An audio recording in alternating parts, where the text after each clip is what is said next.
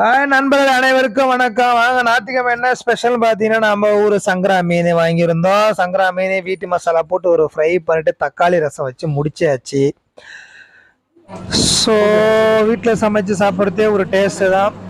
அதுவும் நம்ம சமைச்சு ஃபேமிலி ஒய்ஃபு பசங்க சாப்பிடும்போது அவங்களுக்கு ரொம்ப ரொம்ப சந்தோஷமாக இருக்குது. ஒரே கலர் 2 மாங்காய் மாதிரி.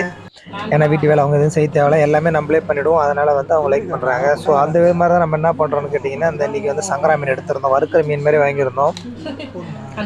ப்ளஸ் வீட்டு மசாலாவும் கொஞ்சம் வந்து நமக்கு வந்து மீன் ஃப்ரை மசாலா வாங்கியிருந்தோம். அதுவும் மஞ்சள் பொடி, கொஞ்சம் சால்ட்டு, ஒரு லெமனில் அரை லெமன் எடுத்துக்கிட்டோம். அடுத்து வந்து பார்த்திங்கன்னா நம்ம வந்து மஞ்சள் தூள், கொஞ்சம் சால்ட்டு தேவையான அளவுக்கு போட்டுட்டு, கருவேப்பிலை வந்து பார்த்திங்கன்னா நம்ம வந்து ரேர் தான்.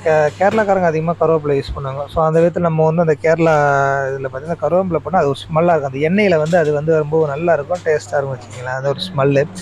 ஸோ அதனால் நல்லா கருவேப்பிலை ஒரு 3 லீஃப் போட்டிருந்தோம். லெமனை புழிஞ்சு விட்டாச்சு. ஆக்சுவலாக மசாலா போட்டு சிக்கன் ஃப்ரையோ அல்லது வந்து நீங்கள் ஃபிஷ் ஃப்ரைக்கெலாம் மசாலா போட்டு ஊற வைக்கணும், மேக்னேட் அப்படி அதில் நீங்கள் இப்போ மீன் கடையெல்லாம் நீங்கள் போனீங்கன்னா ஆல்ரெடி போன உடனே வந்து பார்த்தீங்கன்னா க்ளீன் பண்ணி மசாலாலாம் போட்டு தராங்க. ஸோ அதெல்லாம் ரொம்ப டேஸ்ட்டாக இருக்குது பாருங்களேன். அப்பயே க்ளீன் பண்ணி அப்பயே மசாலா ஏற்றி உடனே வறுக்க ஆரம்பிச்சிடுவாங்க. ஸோ அதனால் அது வந்து ஒரு பெரிய இது கிடையாது. நீங்கள் நல்லா மசாலா ரெஜிஸ்ட்டு போட்டு நாங்கள் ஃப்ரை பண்ணிங்கனாவே ஓகே தான். இதில் என்ன ஒரு பெரிய விஷயம்னு வச்சுங்களேன், இன்றைக்கி உள்ள காலகட்டம் கொலஸ்ட்ரால் அப்படி இப்படி இருக்கிறதுனால நீங்கள் வந்து தவாவில் லைட்டாக எண்ணெயை மட்டும் போட்டு அடுப்பு வந்து கொஞ்சம் தீயை கம்மியாக வச்சு நீங்கள் மண்ணு போட்டு நல்லா கொஞ்சம் ஒரு 10 நிமிஷம் 5 நிமிஷம் ஒரு லாங் ஹீட் ஆனாவே உங்களுக்கு ஆட்டோமேட்டிக்காக வந்து மீன் தானே உங்களுக்கு வந்து நல்லா ஃப்ரை ஆகிடும் வித்தவுட் ஆயிலில். நமக்கு வந்து என்ன சொல்கிறது, அந்த தவா ஃபிஷ்ஷுன்னு சொல்லுவோம் பார்த்தீங்களா, தவா ஃப்ரையா அந்த மாதிரி ஒரு கிரில் டைப் அதுமாரி பண்ணிங்கன்னா உங்களுக்கு ஆயில் அதிகமாக யூஸ் இருக்காது. ஸோ அதனால் வந்து நல்லா இதுவாக இருக்கும். அதனால் இந்த இது நல்லா சாப்பிட்லாம்னு வச்சுக்கலாம். 1 பீஸ் 2 பீஸ் அதுமாரி கூட ரொம்ப சாப்பிட்லாம்.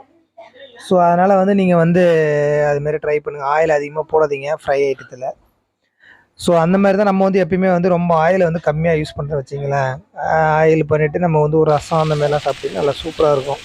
ஒரு கிள்ளி போட்ட சாம்பார் சொல்லுவோம், காய்கறி இல்லாத ஒரு சாம்பார் அந்த மாதிரிலாம் போட்டு மீன் ஃப்ரை சாப்பிட்டிங்கன்னா நல்லா செம்ம டேஸ்ட்டாக சூப்பராக இருக்கும்.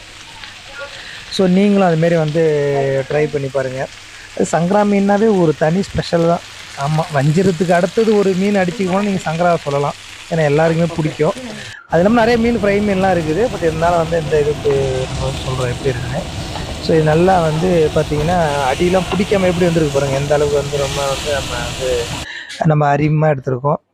அதான் அந்த தீயை கம்மியாக வச்சு நீங்கள் பண்ணிங்கன்னா ஆட்டோமேட்டிக்காக பண்ணலாம். தீயை நம்ம அதிகமாக வச்சுட்டு டப்புன்னு அப்புறம் அது பிடிச்சிரும் அந்த மாதிரிலாம் இருக்கும். ஸோ இங்கே பிடிச்சி அழகாக ட்ரை பண்ணிவிட்டு கொஞ்சம் பேப்பரில் எடுத்துருக்கோம். ஸோ நீங்களும் ட்ரை பண்ணுங்கள், சாப்பிடுங்க, என்ஜாய் பண்ணுங்கள். அப்படி போகிற போக்கில் நம்ம வீடியோக்கு ஒரு லைக்கை போட்டு போங்க. ரொம்ப நாளாக சேனல்